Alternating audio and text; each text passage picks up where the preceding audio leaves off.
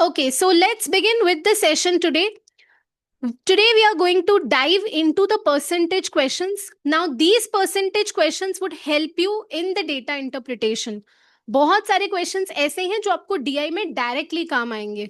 काफी सारे कॉन्सेप्ट्स ऐसे हैं जो डायरेक्टली डीआई में आपको हेल्प कर जाएंगे. एंड ये थोड़े से टफ क्वेश्चंस है, थोड़े से ट्रिकी क्वेश्चंस है. ठीक है, बट कॉन्सेप्ट डीआई के जैसा ही है, क्योंकि डीआई में भी ज्यादातर क्वेश्चंस रेशो, फ्रैक्शंस, परसेंटेज के बेसिस पर ही आते हैं.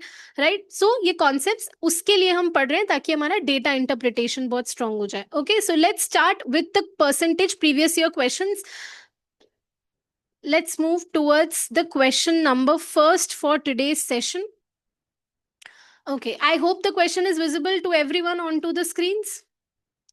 Okay, राइट साइड में हिंदी वर्जन दे रखा है, लेफ्ट साइड में इंग्लिश वर्जन. जो यूट्यूब पर हिंदी में देख रहे हैं तो आप प्लीज लेफ्ट साइड वाला पोर्शन देखिएगा. ऑप्शंस मैंने एक ही जगह पर इंग्लिश में ही लिस्ट किए हैं, क्योंकि options doesn't make a difference whether it is in English और whether it is in Hindi. ठीक है, चलिए स्टार्ट करते हैं. In a competitive examination held in a year 2000, a total of 6 lakh students appeared and 40% passed the examination. 6 lakh बच्चे appear हुए हैं exam में और इसमें से 40% बच्चों ने एग्जाम पास कर लिया है.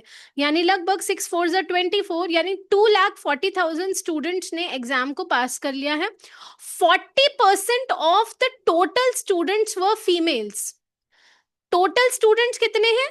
एग्जाम में कितने स्टूडेंट्स ने अपियर किया है? 6 लाख स्टूडेंट्स ने, और उसमें से 40% स्टूडेंट्स जो हैं वो फीमेल हैं. यानी 40% फीमेल्स हैं, यानी 2,40,000 का ही जो नंबर है वो फीमेल स्टूडेंट का है. And rest were males. तो अगर 6 लाख स्टूडेंट्स हैं जिसमें 40% अगर फीमेल्स हैं तो 60% क्या हो जाएंगे? मेल हो जाएंगे.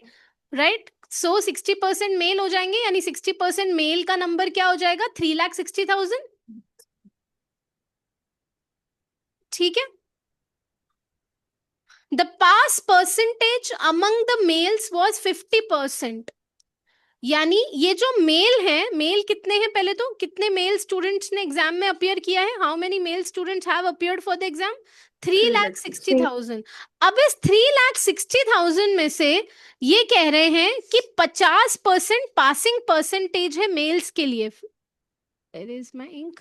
50% पासिंग परसेंटेज है, यानी 3,60,000 में से 1,80,000 मेल्स ही क्या कर पाते हैं? 1,80,000 मेल्स ही एग्जाम को क्या कर पाते हैं? पास कर पाते हैं. ठीक है, find the pass percentage among the females. Male का पासिंग परसेंटेज दे रखा है, फीमेल का पासिंग परसेंटेज आपको फाइंड करना है. ठीक है, दोबारा से रिपीट कर देती हूँ क्वेश्चन. 6 लाख बच्चे थे, 6 लाख बच्चों में से 40% बच्चों ने एग्जाम पास किया, यानी 2,40,000 बच्चों ने एग्जाम पास किया. 6 लाख स्टूडेंट्स में से उन्होंने कहा है 40% जो स्टूडेंट्स हैं वो फीमेल्स हैं, यानी 2,40,000 फीमेल्स हैं. अगर 2,40,000 फीमेल्स हैं तो 3,60,000 मेल्स हो जाएंगे, क्योंकि अगर 40% फीमेल्स हैं तो 60% मेल हो जाएगा, यानी 3,60,000 मेल्स हैं. अब इस मेल्स में से भी वो कह रहा है कि 50% जो है मेल्स में पास हो जाते हैं, यानी मेल का आधा, यानी 50%, यानी 1,80,000 मेल एग्जाम को पास कर लेते हैं. तो बताइए पास परसेंटेज फीमेल्स का क्या होगा? ठीक है, अब सबसे पहले तो अगर देखें टोटल कितने स्टूडेंट्स हैं जिन्होंने एग्जाम पास किया है? 6 लाख. अरे 2,40,000 ना, 2,40,000 बच्चों ने एग्जाम पास किया है. अब इस 2,40,000 में से, why it is choosing the highlighter, sorry, इस 2,40,000 में से अगर 1,80,000 मेल्स हैं तो मुझे बता सकते हो कितनी फीमेल्स ने एग्जाम पास किया होगा? Number of females. 2,40,000 बच्चों ने एग्जाम पास किया है और उसमें से 1,80,000 मेल्स हैं, तो फीमेल्स कितनी होंगी? 60,000 माइनस कर देंगे, 240 में से 180 माइनस कर देंगे. 60,000 फीमेल्स ने एग्जाम पास किया है. लेकिन अभी अगर ये, वैसे तो अगर ये पूछता तो हम लिख देते, पर ये एनटीए का लेवल है. एनटीए ने इतना आसान नहीं पूछा. एनटीए ने पूछा है find the pass percentage among females. बताइए फीमेल्स में कितनी प्रतिशत फीमेल्स ने एग्जाम पास किया है? तो कितनी फीमेल्स ने एग्जाम पास किया है? 60,000 फीमेल्स ने एग्जाम पास किया है, डिवाइडेड बाय टोटल फीमेल्स कितनी है? कितनी फीमेल्स एग्जाम में अपियर हुई हैं? 240। 2,40,000 फीमेल्स जो हैं वो एग्जाम में अपियर हुई हैं, सो डिवाइडेड बाय 2,40,000, और क्योंकि परसेंटेज पूछ रहा है तो मल्टीप्लाइड बाय 100। ठीक है, तो आप इसको सॉल्व कर लेंगे। ठीक है, तो बताना क्या आ रहा है आंसर? 600। 25%। ठीक है, आपका आंसर आ जाएगा 25%। सॉल्व कर लो, जितना भी आ रहा है percentage, that would be the percentage for your females. ठीक है, सो ये हो जाएगा 2 12 24। ठीक है, and this is 75/3, that is 25%।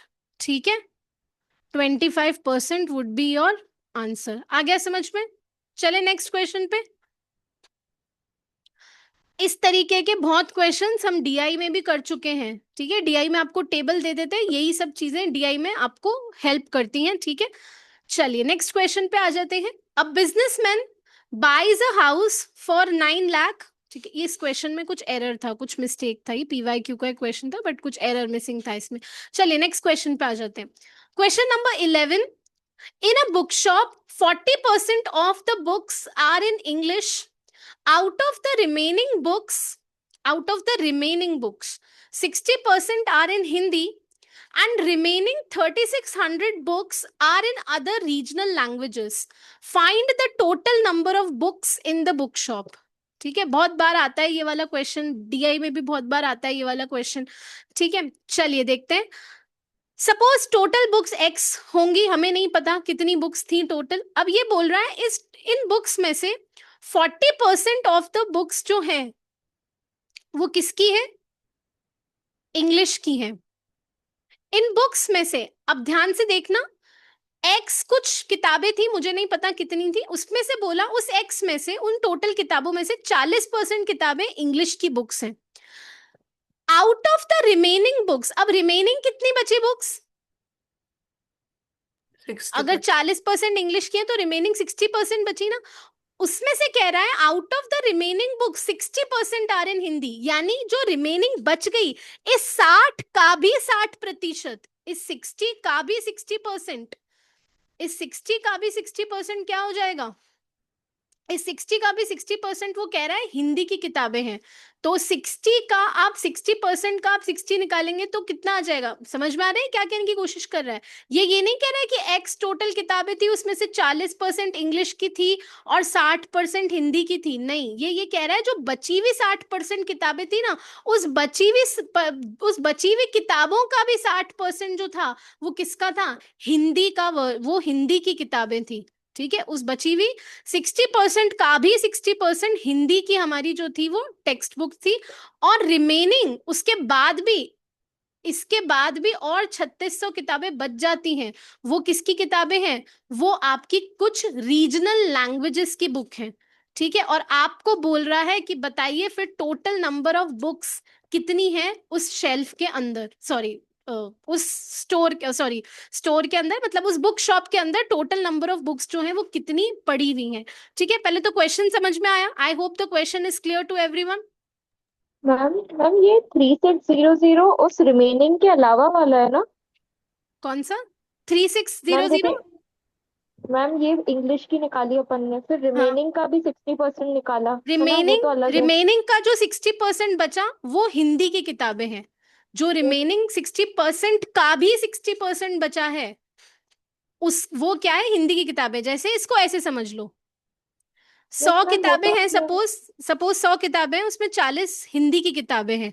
बची कितनी बुक? 60 किताबें, रिमेनिंग 60 किताबें बची, 60 बुक्स बची। इस 60 बुक्स का भी 60%, यानी 36 बुक्स कितनी किसकी हैं? हिंदी की हैं।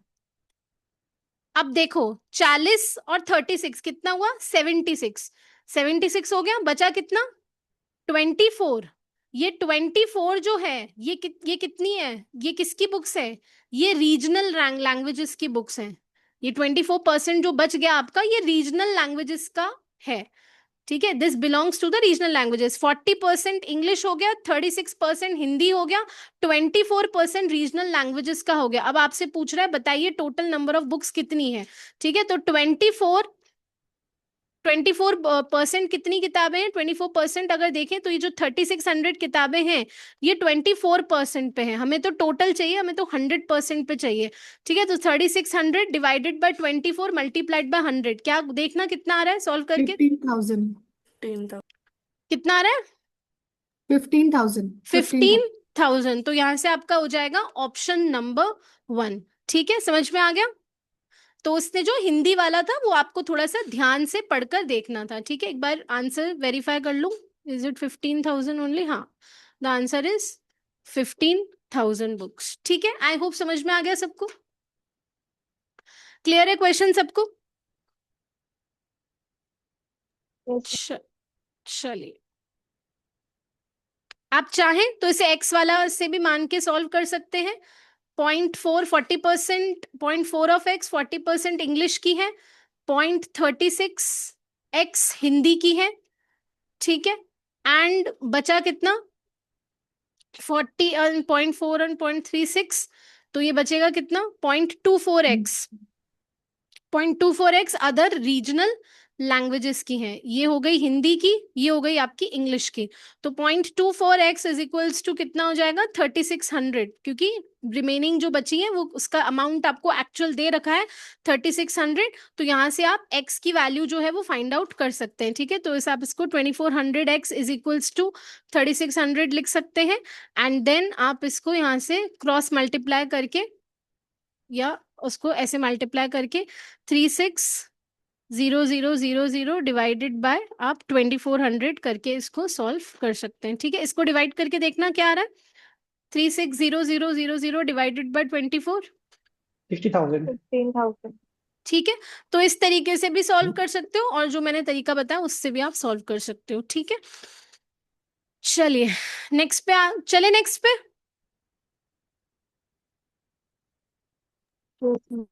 मैम। चलो moving on to the next question. A person spends 20% of his money for clothes, 10% of the money is spent on books, 9% for gift, and 7% on other items. At the end, he is left with 5,400. How much money was there with the person initially? ठीक है, Hindi version right hand side पे दे रखा है। जो YouTube पर हिंदी में देख रहे हैं they can see the Hindi version. ठीक है, चलिए, एक कोई पर्सन है वो 20% मनी जो है वो क्लोथ्स पे खर्च करता है, 10% मनी जो है वो बुक्स पे खर्च करता है, 9% अपने पैसे का जितने भी उसके पास पैसे हैं वो गिफ्ट्स पर खर्च करता है, और 7% अदर आइटम्स पे स्पेंड करता है। और ये सब स्पेंड करने के बाद, ठीक है, अगर मैं इसका टोटल देखूं तो ये कितना है? 30%, 39 एंड 46%। 46% अमाउंट वो खर्च कर देता है, स्पेंड कर देता है। और ये सब खर्च करने के बाद उसके पास 5,400 बचते हैं। ठीक है, चलो अगर 100% में से उसने अगर 46% खर्च कर दिया तो बचे कितने उसके पास? 54%। अब ये जो 54% उसके पास बचे ये किसके बराबर है? 5,400 के बराबर है। तो आपसे पूछ रहा है कि उसके पास एक्चुअल में पैसा था कितना, how much money he had initially in the beginning. ठीक है, तो ये 5,400 जो इसके पास बचा है ये कितने पर है? 54। ये 54% पे है। लेकिन हमें तो क्या पता करना है कि उसके पास टोटल पैसा कितना था। सपोज उसके पास 100 रुपए थे, 100 रुपए में से 20 रुपए वो क्लोथ्स पे, व्हाट हैपेंड, क्या हो गया? 100 रुपए में से 20 रुपए वो क्लोथ्स पे लेट से खर्च कर देता है।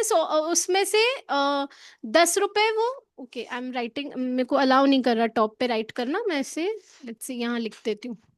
आई राइट इट ओवर हियर। ठीक है, मैं टॉप पे नहीं अलाउ नहीं कर रहा है मुझे। ठीक है, 100 रुपए में से सपोज 20 रुपए वो क्लोथ्स पे खर्च कर देता है, 10% वो बुक्स पे खर्च, 10 रुपए वो बुक्स पे खर्च कर देता है, 9 रुपए वो गिफ्ट्स पे खर्च कर देता है, एंड 7 रुपीज वो अदर आइटम्स पे खर्च कर देता है। ठीक है, और ये सब खर्च करने के बाद भी उसके पास लेट्स से ये 46% लगभग वो खर्च कर देता है, या 46 रुपीज लगभग खर्च कर देता है, उसके बाद भी उसके पास 5,400 बचे हैं। तो आपको ओरिजिनल अमाउंट पूछा है कि उसके पास एक्चुअल में था कितना, तो ये 5400, तो आप 5400 जो बचा है ये 54% पे है। अभी उसके पास उसके पैसे का टोटल 100% अगर था तो उसमें से उसके पास 54 बचा है। अब उसे 100 तक लेके जाना है, because we need to find out the original amount. तो 5400 डिवाइड बाय 54 मल्टीप्लाइड बाय 100, तो यानी 10,000. उसके पास कितने पैसे थे? 10,000 रुपए उसके पास ओरिजिनल थे। है क्या ऑप्शन में? हाँ, ये रहा ऑप्शन नंबर डी।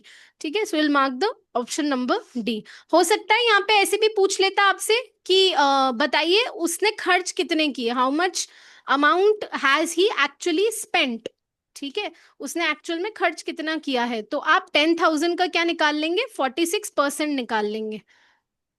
ठीक है, आप 10,000 का 46% जो है आप कैलकुलेट कर लेंगे, तो 4600 उसने खर्च किया है और 5400 उसके पास बचा था। ठीक है, क्लियर है? चले आगे। Yes, ma'am. चलिए नेक्स्ट पर आ जाते हैं।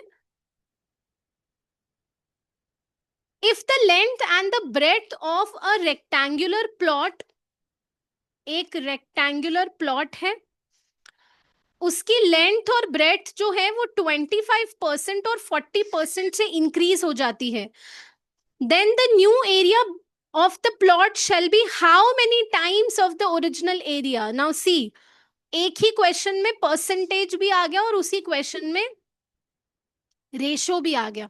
ये टाइम्स आ गया, यहाँ पे टाइम्स यानी वो रेशो पूछ रहा है आपसे। ठीक है, चलो देखते हैं।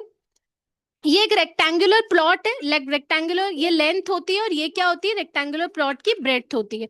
ठीक है, चलो मुझे पहले तो बताओ एरिया ऑफ रेक्टेंगल क्या होता है? What is the area of rectangle? Length into breadth.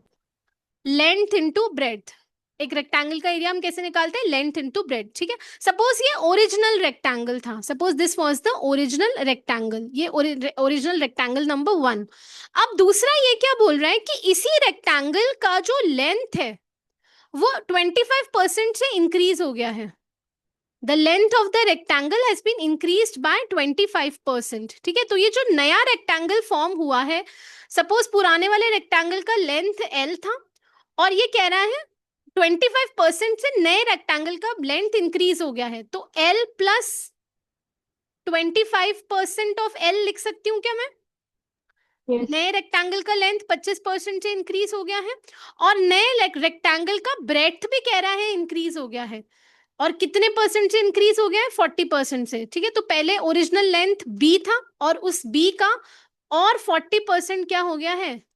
Increase हो गया है। तो b प्लस 40% ऑफ b, यानी इस नए रेक्टेंगल का जो लेंथ है वो पुराने रेक्टेंगल का लेंथ प्लस उसमें 25% पुराने का जोड़ दिया और इस नए रेक्टेंगल का ब्रेथ, पुराना वाला ब्रेथ, पुराने रेक्टेंगल जितना ब्रेथ प्लस 40% और क्या कर दिया?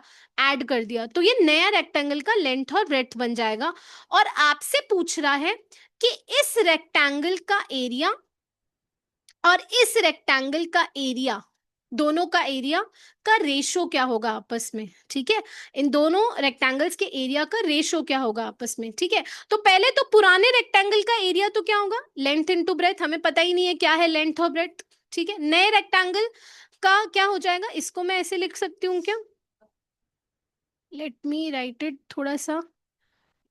एल प्लस 0.25 ऑफ एल, 25%, यानी 0.25 एल मैं यहाँ पर लिख सकती हूँ। एंड यहाँ पर मैं लिख सकती हूँ B plus 0.4 of B. Right, can I write like this? ठीक है, हम इसको ऐसे लिख सकते हैं। राइट, तो ये आपका क्या हो जाएगा? 1.25 इसकी लेंथ हो जाएगी और इसकी ब्रेड्थ कितनी हो जाएगी? 1.4 इसकी जो हो जाएगी ब्रेड्थ हो जाएगी। ठीक है, यहां तक समझ में आया? क्वेश्चन समझ में आया? क्वेश्चन क्या कह रहा है? Yes, ma'am. ठीक है, सो ये इसकी लेंथ हो गई और ये इसकी क्या हो गई? ब्रेड्थ हो गई। अब इस नए रेक्टेंगल का एरिया क्या होगा? लेंथ इनटू ब्रेड्थ, लेकिन इसकी लेंथ है 1.25 और इसकी ब्रेड्थ है 1.4। ठीक है, 1.2 एंड 1.4। कल मैंने आपको डेसिमल्स का मल्टीप्लीकेशन भी सिखाया था, जब दो डेसिमल्स को मल्टीप्लाई कर रहे हैं। यहाँ पे दोनों ही क्या है? डेसिमल्स हैं। 1.25 भी एक डेसिमल्स है और 14 भी एक डेसिमल्स है। तो मैंने आपको कहा था multiply it like a whole number. ठीक है, सो आप इसको होल नंबर की तरह ही मल्टीप्लाई कीजिए। दिस इज 125 7, oh sorry, ठीक है, मुझे नीचे लिखना अलाउ नहीं करेगा, बस इसका आएगा 1750।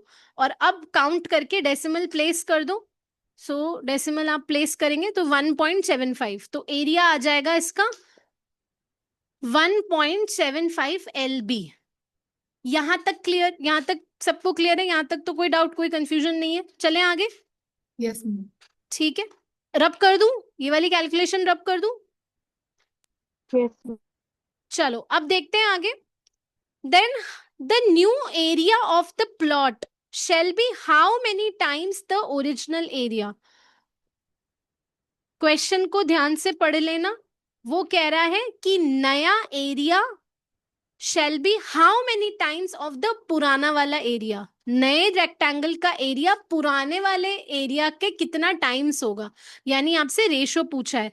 तो नए एरिया का पुराने एरिया से पूछा है, यानी new area to old area. तो न्यू एरिया हमारा कितना आया? 1.75, और हमारा पुराना 1.75 LB, एंड पुराना वाला एरिया था LB, L/B। ठीक है, सो बस आपको इन दोनों का क्या निकालना है? रेशो निकालना है। ठीक है, चेक कर लो आंसर। अच्छा, इसको और सिंप्लीफाई करके दे रखा है। सो LB डिवाइडेड बाय LB। ठीक है, इसको सिंप्लीफाई कर लो, डिवाइडेड बाय 100। सो ये हो जाएगा 5 2 ज़ा 10, 3 ज़ा 15, 15 5 5 ज़ा 25। 7/4. ठीक है, तो आपका आ जाएगा 7/4। ये रहा ऑप्शन नंबर, ये रहा। ठीक है, option number B would be the answer. आया समझ में? हमसे रेशो पूछा था कि नए वाला एरिया जो रेक्टेंगल का, नए रेक्टेंगल का एरिया है, और जो पुराना वाला एरिया है, जो पुराने रेक्टेंगल का एरिया है, वो उसका कितना टाइम्स है, यानी रेशो पूछा है आपसे। तो रेशो है 7.7/4। ठीक है, या इसको आप ऐसे भी लिख सकते हो 1.75 LB/LB। ठीक है, हो सकता है ऑप्शन आपको किसी भी फॉर्म में दे दे। यहाँ पर ऑप्शन सिंप्लीफाई करके दे दिया, तो मैंने उसको और सिंप्लीफाई ही कर दिया आप लोगों के लिए। ठीक है, क्लियर है यहाँ तक? चले चले नेक्स्ट पर। Shall we move to Yes, the ma'am. Next? Yes, ma'am. Swapnil, कोई डाउट है इसमें? No ma'am. चलिए नेक्स्ट पर आ जाते हैं। The monthly income of a person in the year 2020 was 65,000 and his monthly expenditure was 45,000। तो इन द ईयर 2020 कोई ईयर दे रखा है, उसमें कोई पर्सन है, उनकी इनकम जो है वो 65,000 है, और उनका जो एक्सपेंडिचर है वो 45,000 है। ठीक है, in the year 2021 his monthly income increased by 15%। चलो अब ये दूसरे ईयर का डेटा दे रखा है। अगले साल क्या होता है, इनकी जो इनकम है वो इंक्रीज हो जाती है बाय 15%। ठीक है, तो 65,000 का 15% निकालना कितना होगा? 65,000 का 15%, इतने से इनकी इनकम जो है वो इंक्रीज हो जाती है 9750। 9, sir. ठीक है, तो पहले इनकी इनकम 65,000 थी, और अब 15% बढ़ गई, तो अब इनकी इनकम जो है वो 74,750 हो चुकी है। ठीक है, एंड फिर वो कह रहे हैं कि इनका एक्सपेंडिचर भी 7% से इंक्रीज हो जाता है। तो पहले एक्सपेंडिचर 45,000 था, और अब इनका एक्सपेंडिचर 7% से इंक्रीज हो जाता है। ठीक है, so just see 450 multiplied by 7, 450 multiplied by 7, 3150, यानी 45,000 पहले एक्सपेंडिचर था, अब 7% और बढ़ गया, यानी कितना बढ़ा? 3150। तो अब एक्सपेंडिचर इनका हो जाता है 48,150। ठीक है, कुछ नहीं किया है मैंने, जो उसने क्वेश्चन ने बोला मैंने बस वो इंक्रीज कर दिया। पहले पिछले साल इनकम 2020 में 65,000 थी और एक्सपेंडिचर इतना था, और अगले साल इनकम 15% से बढ़ गई, तो मैंने 15% निकाला, 9750 था, और उसमें ऐड कर दिया, और फिर उन्होंने कहा कि एक्सपेंडिचर भी 7% से बढ़ गया, तो मैंने एक्सपेंडिचर निकाला और उसमें ऐड कर दिया। ठीक है, सो 74,750 एंड 48,150 इरेज कर दूं यहाँ तक, so that I need the calculation for the space।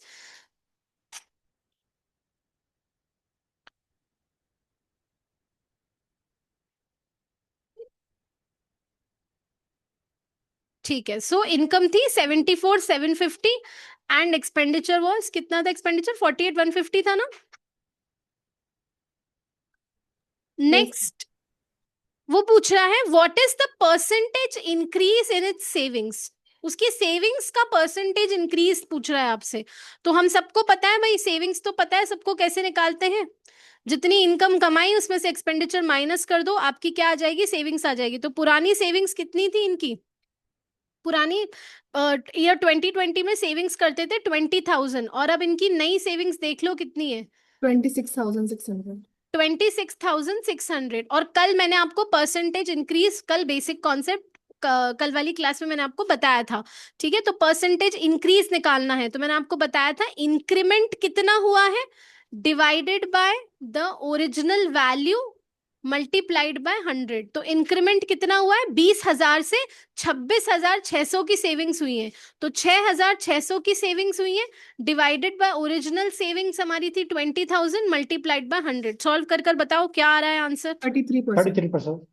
ठीक है, तो आपका ये हो जाएगा ऑप्शन नंबर 1, 33%। ठीक है, चले आगे। Yes ma'am. नेक्स्ट क्वेश्चन आता है, let me just एक second, let me just create a space to solve the question.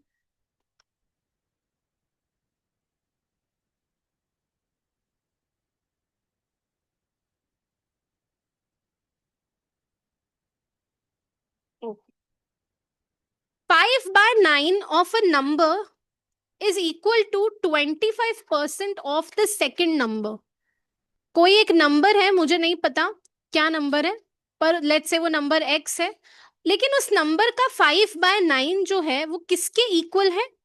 25% of the second number. कोई दूसरा नंबर है उसके 25% के बराबर है। सेकेंड नंबर भी मुझे नहीं पता, तो let's say y second number is equal to 1/4 of the third number. अब मैंने सेकेंड नंबर किसको माना है पहले? तो x को या y को? वाई को। y को हमने सेकेंड नंबर माना है, और वो कह रहा है कि जो सेकेंड नंबर है वो 1/4 है थर्ड नंबर के। अब थर्ड नंबर भी पता नहीं है, तो लेट्स से थर्ड नंबर z है। The value of third number, अच्छा थर्ड नंबर पता है, थर्ड नंबर जो है यानी जो z है वो पता है हमें, उसकी वैल्यू है 2960। How much is 30% of the first number? पहले नंबर का 30% कितना होगा? पहला नंबर माना किसको था हमने? एक्स को। फर्स्ट नंबर हमने x को माना था, तो यानी मुझे x निकालना है पहले तो, और उस x का फिर 30% निकालना है। ठीक है, दोबारा से क्वेश्चन देख लो। एक कोई नंबर है, मुझे नहीं पता वो कौन सा नंबर है, लेकिन उस नंबर का 5/9 जो है, वो नंबर मुझे नहीं पता क्या है, उस नंबर को मैंने x मान लिया। उस नंबर का 5/9 25% is equal to the 25% of second number. Second number भी मुझे नहीं पता। 5/9 किसी नंबर का 25% दूसरे नंबर के बराबर है, और जो दूसरा नंबर है y वो इक्वल है 1/4, यानी 25% ही हो गया। ठीक है, ये भी 25% है, ये भी 25% ही है। वो 1/4 इक्वल है थर्ड नंबर के। अब थर्ड नंबर क्या है? z मान लिया मैंने, और z मुझे दे रखा है क्वेश्चन में, z इज 2970। और आपको बोला है कि फर्स्ट नंबर का 30% निकालिए, यानी कुल मिला के मुझे वो बोल रहा है कि x निकालो, फर्स्ट नंबर निकालो और उसका 30% निकाल के बताओ। ठीक है, सो वेरी सिंपल, यहाँ से y निकल जाएगा। y क्योंकि z की वैल्यू हमें पता है, z की वैल्यू इज 2960 डिवाइडेड बाय 4। ठीक है, सो ये हो जाएगा 4 7 जा 28, 4 4 जा 16। सो y की वैल्यू, सेकंड नंबर आ चुका है हमारे पास, z दे थर्ड नंबर दे रखा था, सेकंड नंबर हमने निकाल लिया है, बचा सिर्फ फर्स्ट नंबर निकालने के लिए। ठीक है, तो फर्स्ट नंबर मैं कैसे निकाल सकती हूँ? यहाँ पर वैल्यू पुट कर दो 25%। ठीक है, तो ये हो जाएगा 5x/9 is equals to 0.25 of y, 0.25 of 740। 0.25 ले सकते हो, और अगर डेसिमल में नहीं लेना तो आप इसे फ्रैक्शंस में भी ले सकते हो। You can take 25/100 also, 25/100 into y। ठीक है, सो ये 5 5 जा 25, 5 2 जा 10। 99.9। ठीक है, 2 3 जा 6 1 2 7 जा 14, ठीक है, सो करना 37 इंटू 5 क्या आ रहा है? 185। ठीक है, so 5x/9 is equals to 185. x is equals to 185 into 9 divided by 5. These are 15, 15, 3. क्या आ रहा है? x क्या आ रहा है? 330. 99.9। x फर्स्ट नंबर क्या आ रहा है? अच्छा x 333. तो 30 क्या है? 333। 333। ठीक है, सो अगर x 333 आ रहा है तो उसका हमें 30% निकालना है. सो 333 का आप 30% निकालेंगे. सो 99.9. 999 डिवाइडेड बाय 10 तो ये आ जाएगा 99.9. ये आ गया आपका 99.9. ठीक है, आ गया समझ में सबको? Yes। सिंपल था, सिर्फ कुछ भी नहीं करना था. सिर्फ जो इक्वेशन थी उसमें वैल्यू पुट करनी थी. ठीक है, कुछ भी नहीं था क्वेश्चन में. स्वप्निल आ गया समझ में? Yes, ma'am. चलिए नेक्स्ट पे आ जाते हैं. A fruit seller has some stock of fruits to be sold in 3 days period. Every day he sells 50% of available fruits and 10% of the leftover fruits gets spoiled during every night. हर दिन वो 50%, जितने भी उसके पास fruits होते हैं उसका 50% हर दिन वो बेच देता है. ठीक है, और 10% जो लेफ्ट ओवर बचते हैं. देखो, अगर आपके पास 100 फल है, 100 में से अगर आप 50 बेच देते हो तो बचेंगे कितने आपके पास? 50. 50 ही बचेंगे ना, तो 50% ही बचेंगे. ये जो 50% बचते हैं, इस 50% में से हर रात 10% खराब हो जाता है. ठीक है, 10% जो बचता है, इस 50% में से जो 10% बचता है वो खराब हो जाता है हर रात.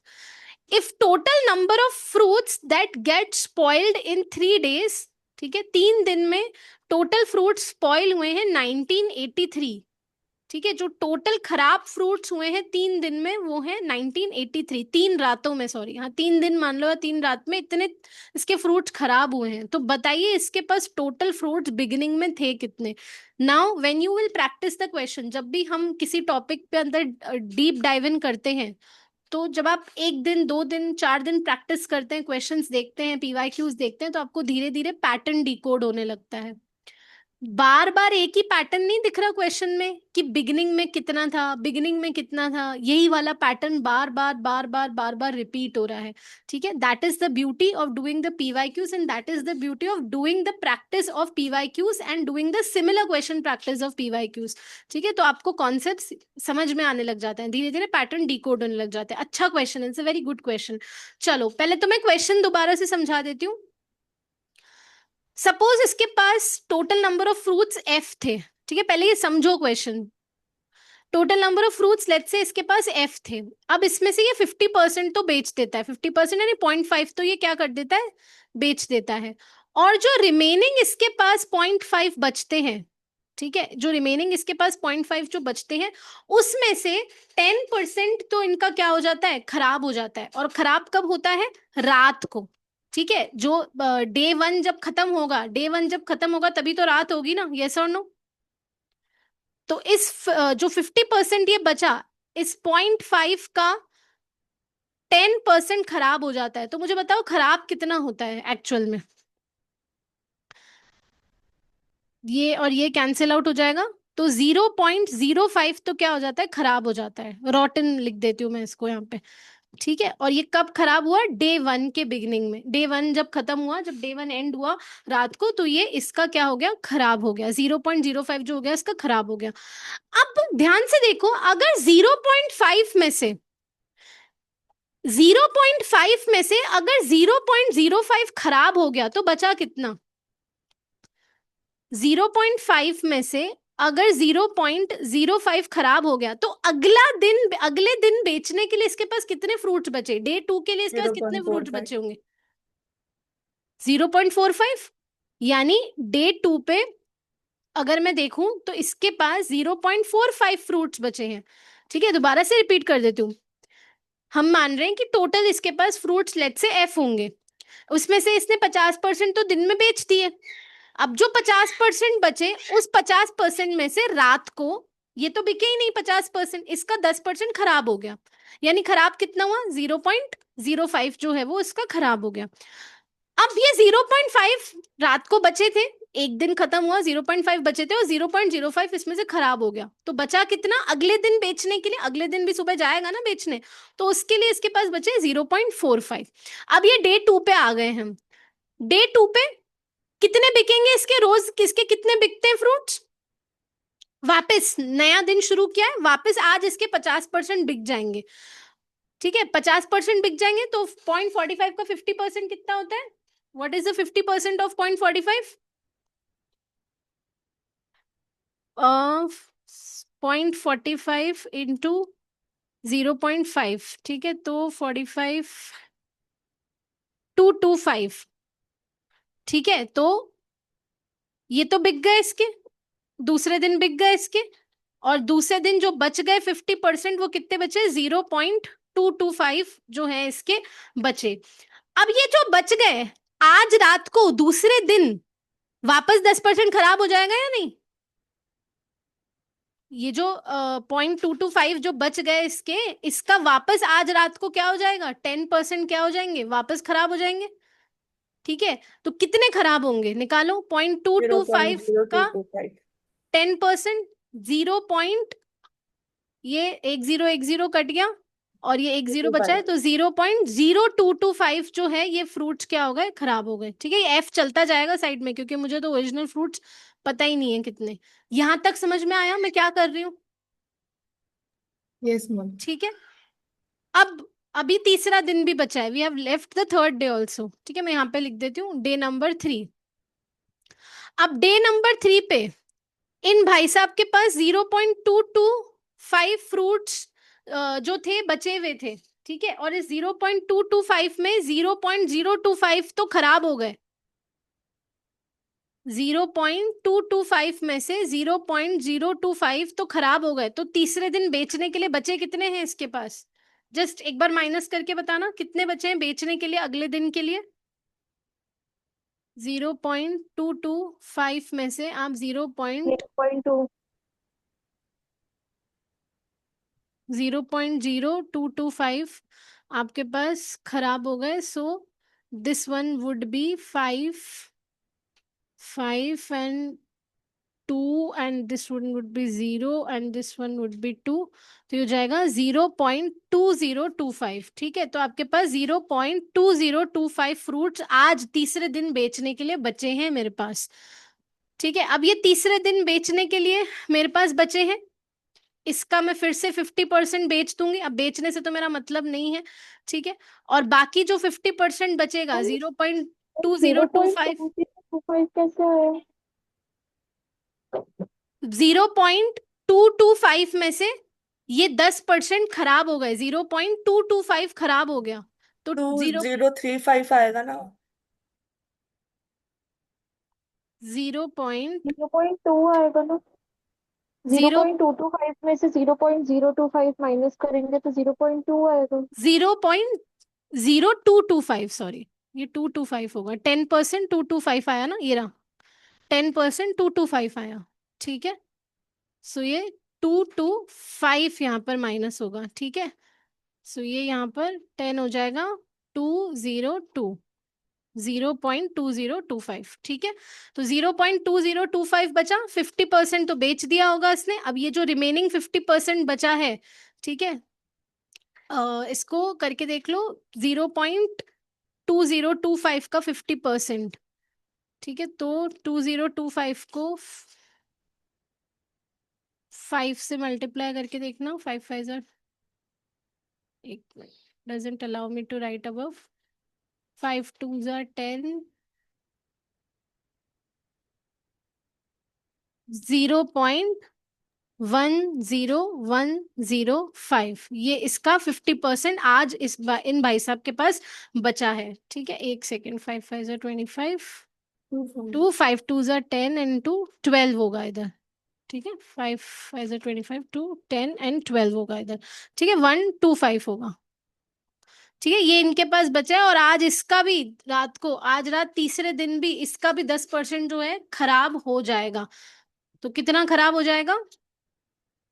एक डेसिमल खिसका दो बस, ठीक है। जस्ट डिवाइड कर, मैंने कल सिखाया था मल्टीप्लाई करते हैं तो डेसिमल्स राइट की तरफ शिफ्ट होते हैं, और जब डिवाइड करते हैं तो डेसिमल्स जो है वो लेफ्ट की तरफ शिफ्ट हो जाते हैं। तो कितना खराब हो जाएगा?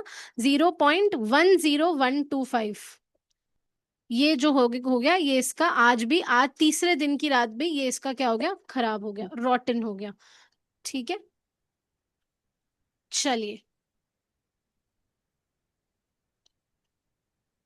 यहां तक आया समझ में? कुछ नहीं किया है वैसे तो मैंने। सबसे पहला दिन था, सबसे पहले दिन इसके पास, मुझे नहीं पता कितने फ्रूट्स थे, तो मैंने एफ मान लिया।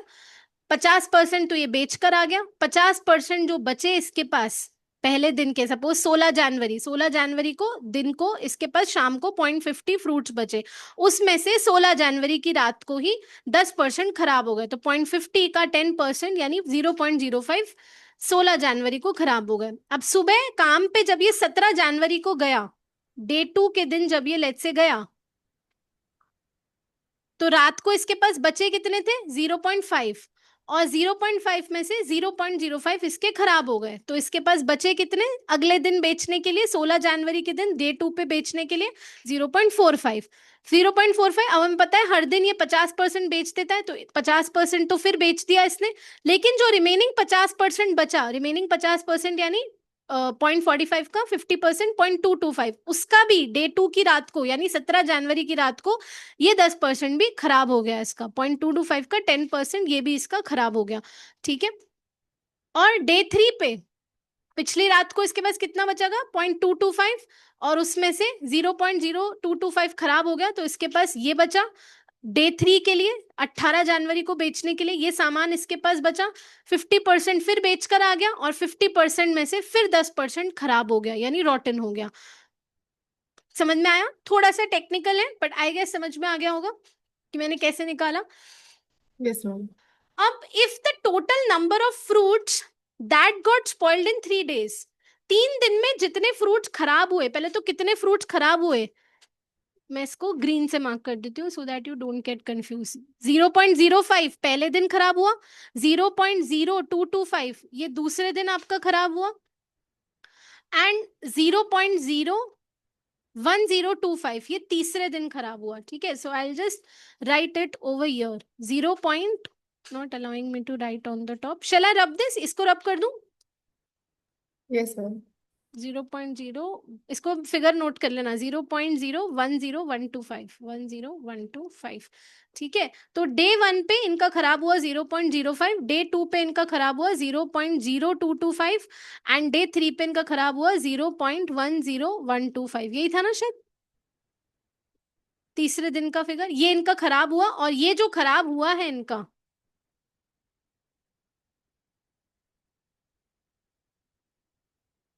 ये जो इनका खराब हुआ है, ये टोटल जितना 3 दिन को मिला के खराब हुआ, इस टोटल का जो फिगर है वो 1983 है, और आपको एफ निकालना है। आई गेस निकल जाएगा एफ। कुछ नहीं करना है, what you have to do is 0.05 decimals का एडिशन और मल्टीप्लीकेशन आता है सबको, सॉरी एडिशन या सब्ट्रैक्शन आता है सबको, या मुझे यस मैम। सिखाना पड़ेगा? ठीक है, अगर नहीं आता है तो सुन लो, जब भी आप डेसिमल्स को ऐड या सब्ट्रैक्ट करते हैं तो मेक श्योर आप डेसिमल्स को लाइक डेसिमल्स में बदल दें, ठीक है। लाइक डेसिमल्स मतलब 0.05 है, अब ये इधर 0.0225, ठीक है। तो लाइक डेसिमल्स इसके बाद और जीरोस प्लेस कर दो, और ये हो जाएगा 0.10125, ठीक है। तो और लाइक डेसिमल्स में बदल दो, और इस जीरोस को क्या कर दो? प्लेस कर दो। 0.10125 ऐड करके बताना क्या आ रहा है? 0.17375। ठीक है, एक बार चेक कर लो। 0.05, 0.0225, ठीक है, एंड 0.0, एक मिनट सॉरी, ये 0.0 है यहाँ पे, ठीक है, 0.0 था उधर, ठीक है, हमने डेसिमल्स शिफ्ट किए थे। 10125, अब ऐड करो, ठीक है, 125, अब इसको ऐड करो, just add it now. Ma'am 0.082625 52258, यही आ रहा है क्या? No ma'am.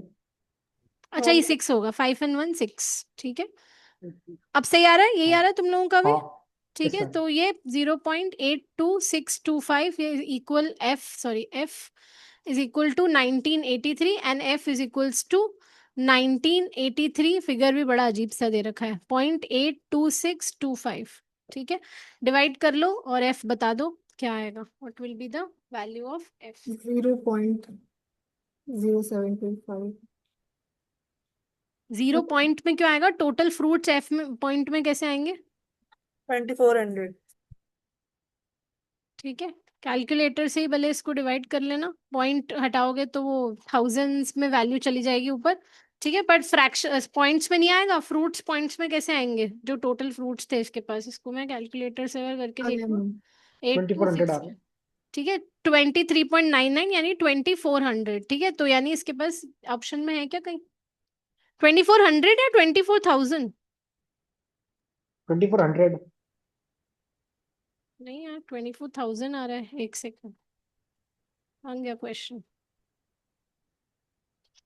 यार, 0.08265 है, ये जीरो भी तो है यहाँ पे, ये 0, 5 and 2 7 and 1 8, ये 2, ये 6, ये 2, 0.08265 है। अब डिवाइड करना 1983 को 0.08265, 24,000 ठीक है, 24,000, ठीक है, तो यहाँ से कहाँ गया, ये रहा ऑप्शन नंबर 4, आंसर हो जाएगा हमारा ऑप्शन नंबर 4, ठीक है। सो इसलिए थोड़े से टफ थे आज के पीवाईक्यूज, थोड़े से लेंदी थे, इसलिए मैंने ये वाला आज सेशन रखा, ठीक है, आ गया समझ में, क्वेश्चन समझ में आ गया, ठीक है। अब क्योंकि अब पैटर्न आपको समझ में आ गया कि यार बिगनिंग वाली चीजें ऐसे वाले क्वेश्चंस पूछ रहा है, तो अब ऐसा आएगा ना कभी, तो यू विल नॉट फील कि यार ऐसा तो कभी देखा ही नहीं है, तो बिल्कुल सॉल्व नहीं होगा, ठीक है। This is what make difference between the people who qualify and the people who do not qualify. चलिए ठीक है, नेक्स्ट पर आते हैं, एक सेकेंड, अब ये एक सेम क्वेश्चन है, इसे मैं होमवर्क के लिए दे रही हूँ, ठीक है, ये फ्रूट्स वाला ही एक सेम क्वेश्चन है, इसे मैं होमवर्क के लिए दे रही हूँ, एक बार ट्राई करना, नहीं आएगा तो हम नेक्स्ट सेशन में इसको डिस्कस करेंगे, ठीक है, बट जस्ट आई एक बार आप ट्राई जरूर करके देखना इस क्वेश्चन को, दैट्स व्हाई ये भी पीवाईक्यू का ही क्वेश्चन है, ये मैंने it's like not I have not framed on my own, this is also PYQ question, just try this question, नहीं आएगा तो we will discuss in the next session, ठीक है। चलिए नेक्स्ट आते हैं, 400 students took a mock test. 60% of the boys and 80% of the girls cleared the cutoff in the test.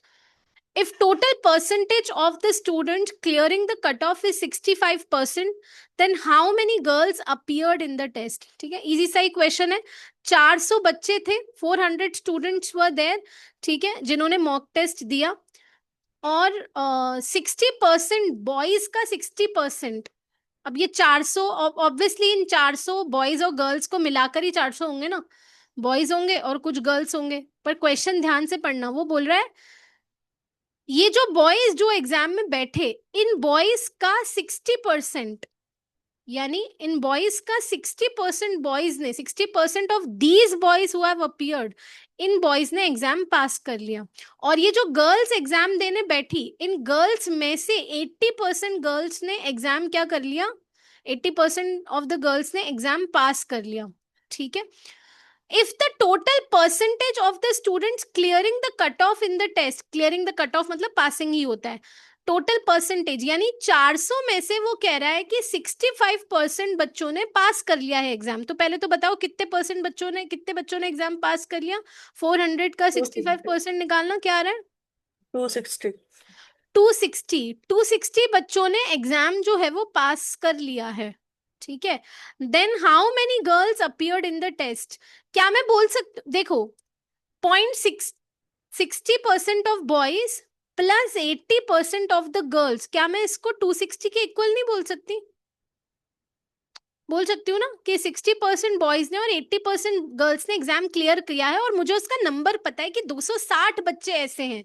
इस 260 में से कुछ 60% बॉयज में भी है और 60% गर्ल्स का ओरिजिनल नंबर भी है। मुझे नहीं पता गर्ल्स का ओरिजिनल नंबर है क्या, ठीक है। इन्होंने एग्जाम पास कर लिया, तो मैं इसको 260 के इक्वल रख सकती हूँ, राइट। अब सिर्फ आपको इक्वेशन सॉल्व करनी है और आपको कुछ नहीं करना। क्वेश्चन समझ में आया? पहले तो कुछ भी नहीं है क्वेश्चन में। 400 बच्चे थे, 400 बच्चे बॉयज और गर्ल्स को मिला के ही 400 बच्चे होंगे। ये नहीं बोल रहा है कि 400 में से 60% बच्चों ने, 60% बॉयज हैं और 60% बॉयज ने एग्जाम पास कर लिया। नहीं, क्वेश्चन को थोड़ा सा अलग है। वो कह रहा है इन 400% में जितने लड़के थे ना, उन लड़कों का 60%, उन बॉयज का 60% ने एग्जाम पास कर लिया है, और 400 में से जितनी लड़कियां थी ना, उन लड़कियों का 80% जो लड़कियां हैं उन्होंने एग्जाम पास कर लिया है। और इन दोनों को मिला के टोटल जितने बच्चे हैं वो 260 हैं। 260 बच्चों ने एग्जाम पास कर लिया है, क्योंकि पास परसेंटेज है 65, यानी 400 में से 65% बच्चों ने एग्जाम पास कर लिया है। तो आपसे पूछ रहे हैं कि गर्ल्स, कितनी गर्ल्स टेस्ट में अपीयर हुई होंगी, यानी एक्चुअल में आपसे क्या पूछ रहा है, what is he actually asking you? वो आपसे जी पूछ रहा है कि गर्ल्स कितनी अपीयर हुई होंगी, राइट। तो आपको क्या करना है, आपको सिर्फ इक्वेशन में इसको पुट करना है। तो क्योंकि गर्ल्स फाइंड आउट करनी है, तो क्या मैं बी की जगह 400 माइनस जी लिख सकती हूँ क्या? बॉयज, बी की जगह मैं यहाँ पे 400 माइनस जी लिख सकती हूँ। अगर अगर 400 बच्चों ने एग्जाम अपीयर किया है, तो गर्ल्स और बॉयज को मिलाकर ही तो 400 है। तो गर्ल्स कितनी होंगी, 400 माइनस बॉयज, या बॉयज कितने होंगे, 400 माइनस गर्ल्स। ठीक है, तो मैंने बस इक्वेशन को यहाँ पे सब्स्टिट्यूट कर लिया, 0.8 गर्ल्स इज इक्वल्स टू 260। ठीक है, अब बस आप इक्वेशन सॉल्व कर लीजिए। ठीक है, I will just solve the equation. 0.60 400 minus girls plus 0.8 of girls is equals to 260। अब सिर्फ इक्वेशन ही सॉल्व करनी है। 6 4 जा 24 हो जाएगा। ठीक है, सो दिस इज 24, और ये आपका यहाँ पे डेसिमल लग जाएगा 240। ठीक है, सो ये यहाँ पर आ जाएगा 240 minus 0.60 G plus 0.8 G is equals to 260। 240 ये हो जाएगा plus 0.2 G is equals to 60.60।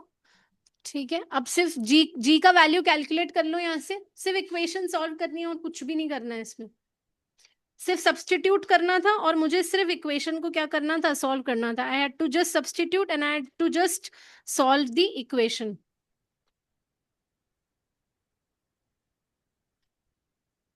इस इक्वेशन से आपको एक जी का फिगर मिलेगा। वो जी का फिगर मुझे बताओ क्या मिल रहा है? 0.2। 0.2 जी।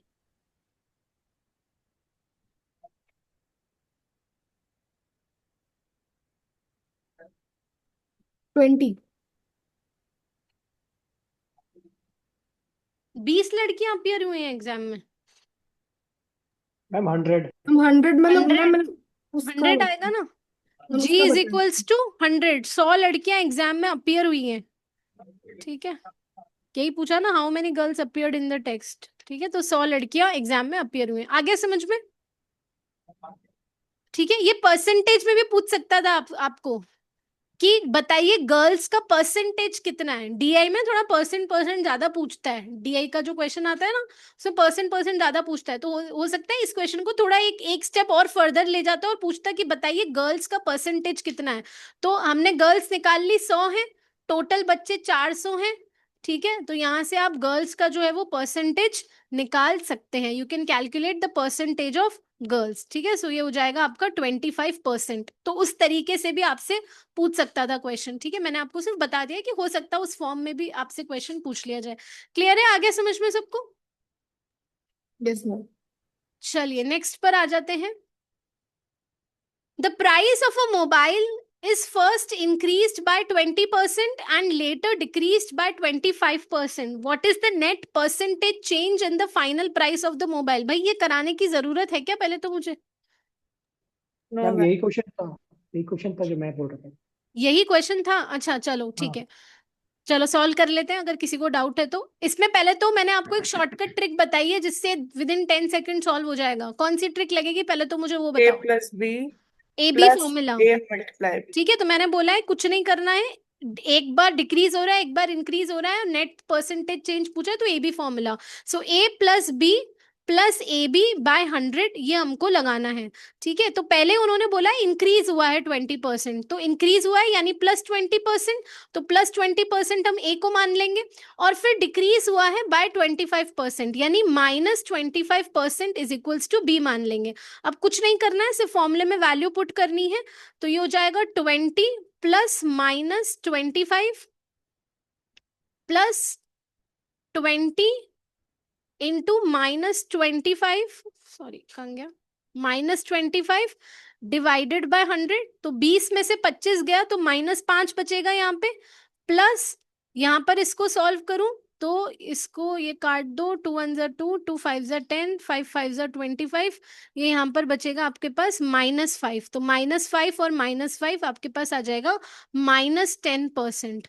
तो मुझे बताओ नेट परसेंटेज चेंज डिक्रीज है या इंक्रीज है?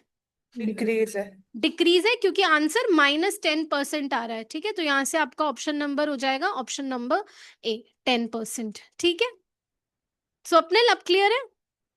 यस मैम, मैंने क्या गलती करती 20 जो है परसेंटेज से 20/100 -25 अपॉन 100 ऐसा किया था।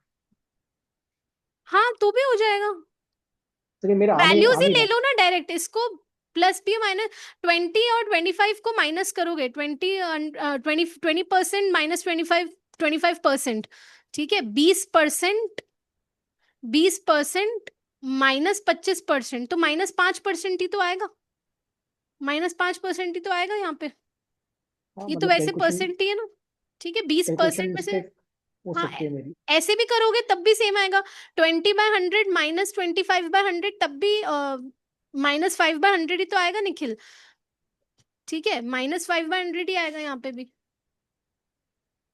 ठीक है। अब आ गया? ओके मैम, मेरा लॉन्ग कट मेथड से आ गया था मेरा। मत करो उससे, बहुत टाइम लग जाएगा, ठीक है। -5/100 और -5/100 तो ये -10/100 हो जाएगा, ठीक है। अगर तुमने ऐसे भी किया है 20/100 प्लस -25/100 ऐसे ही कह रहे हो ना आप, हाँ ठीक है, तब भी वही आएगा,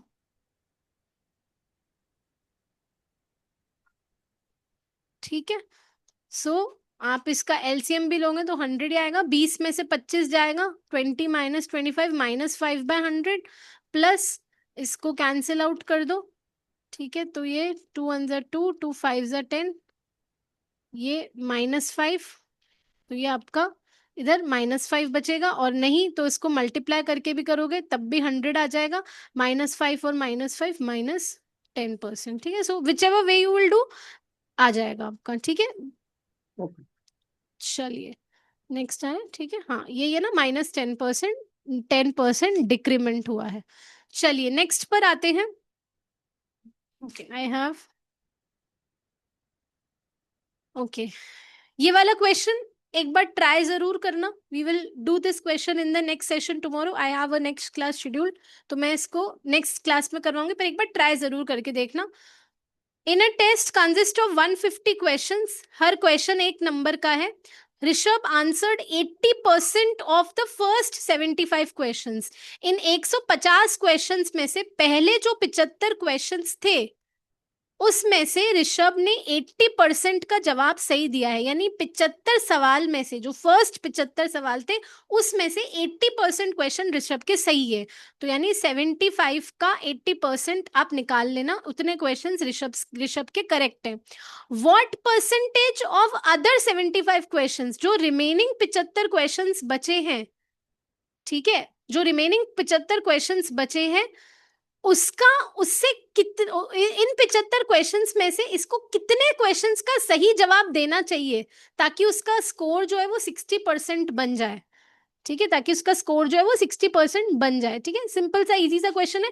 पहले तो 150 क्वेश्चंस हैं, 150 में से 60% मेरे नंबर आ जाएं तो कितने जवाब मेरे सही होने चाहिए?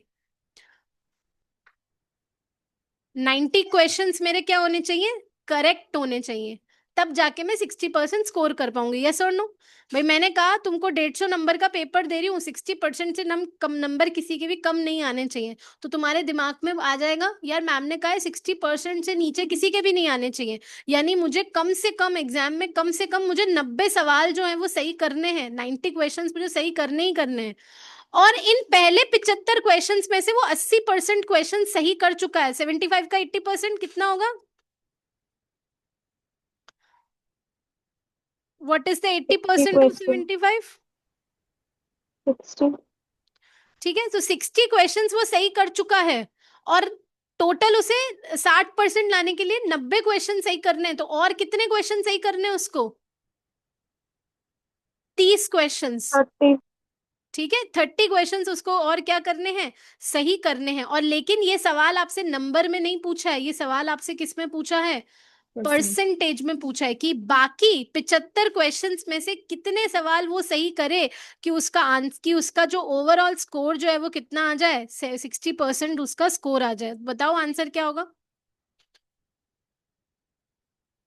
30 सवाल उसे और सही करने हैं, कितने में से सही करने हैं? 75 में से सही करने हैं, मल्टीप्लाइड बाय 100।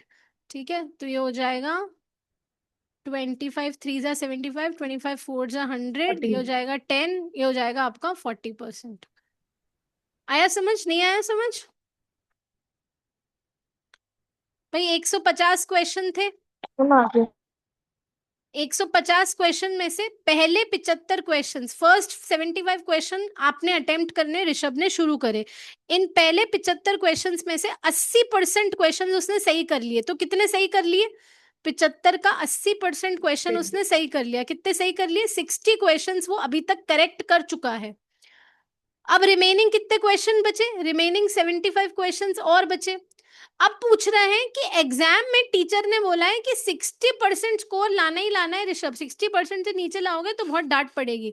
तो ऋषभ के दिमाग में है कि यार 60% स्कोर लाना ही लाना है, यानी पेपर में 150 सवाल आए हैं, 60% सही करने ही करने, यानी एग्जाम में मुझे कम से कम 90 क्वेश्चन सही करके आने ही आने हैं। 60 वो अभी तक सही कर चुका है और नेक्स्ट 75 में से उसको कितने सही करने पड़ेंगे ताकि 90 क्वेश्चन सही हो जाए? तो 90 में से 60 सही कर चुका है, तो बाकी बचे कितने? 30 क्वेश्चन ही तो और सही करने हैं ताकि 60% स्कोर हो जाए। लेकिन मुझसे ये नहीं पूछा है क्वेश्चन में, मुझसे जवाब परसेंटेज में पूछा है। मुझसे पूछा है कि ये जो रिमेनिंग क्वेश्चन है, ये जो रिमेनिंग उसको 30% सही करने हैं, ये इन 75 का कितना प्रतिशत है? तो ये 30 जवाब सही करने हैं और बाकी 75 क्वेश्चन बचे हैं, तो यानी उसे अब और 40% सही जवाब आगे देने हैं, तब जाके वो 60% स्कोर कर पाएगा। ठीक है, आई होप समझ में आ गया होगा क्वेश्चन। Yes, ठीक है, ma'am. चलिए remaining questions we will do in the next session. चलिए।